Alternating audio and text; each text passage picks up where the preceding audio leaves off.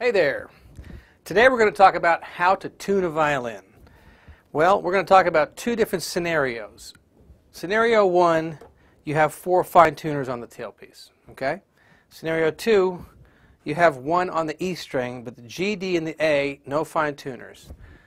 Let me explain one thing real quickly. If you're going to use one fine tuner and have no fine tuners on the tailpiece, you'll need to use synthetic core strings. Perlon, gut, synthetic versions of gut is what you mostly use today. If you're going to have the 4 fine tuners, typically it's because you're going to use a metal core string, which means with a peg, the metal core strings are going to tune much quicker.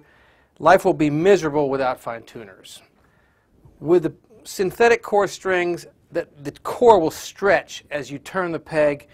You'll get a lot slower movement to the pitch. You can get to the center of the pitch without the aggravation that you would if you tried to use metal strings with no fine tuners.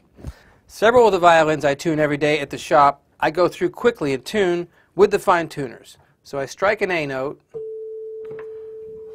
tune that, tune the E to the A, tune the D to the A, and then tune the G to the D. What I would recommend, if you're new at this, you're trying to tune the violin, it's frustrating for the child that can't practice because this violin's out of tune, it's all new, get a pitch pipe, or better yet, an electronic tuner. The pitch pipe, all 4 notes are here. So you can get real close.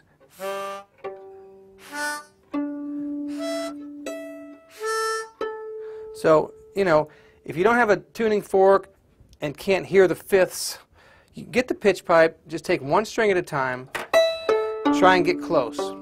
So let's move to the violin that has no fine tuners on the tailpiece. We're going to have to use just pegs on this one. You notice we didn't even need the pegs on the other one. Sometimes you do, sometimes you don't. If you do, you get it close and you use the fine tuners. Here, you get it real close with the peg.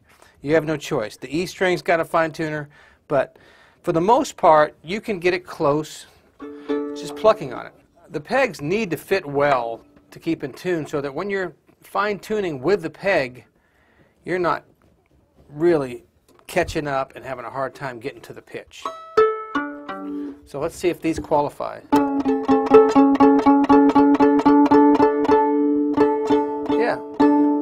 So a friction peg will move in a way that you start below the pitch, loosen the peg, and as you go up in pitch, you're pushing in as well. And I'm holding the scroll here so I get something to push against. And I'm pushing in and going up. I went past the pitch, so I go down again. And I get to the pitch, and it should stay. Now, most fine tuning is done by players with their bow when you have this method. And people use their fingers over here, and they're tuning, and they're tuning up with their bow until they're close, and they go to the low one.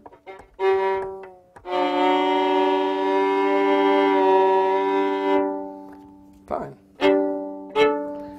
Really difficult to do on the metal strings without the fine tuners. So if you're tuning with synthetic core strings, 1 tuner's fine. The pegs, if they work well, you're in good shape.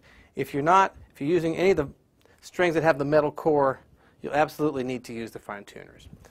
Also, when you're tuning with the fine tuners, you really do that fine tuning with the bow as well. You do it this way.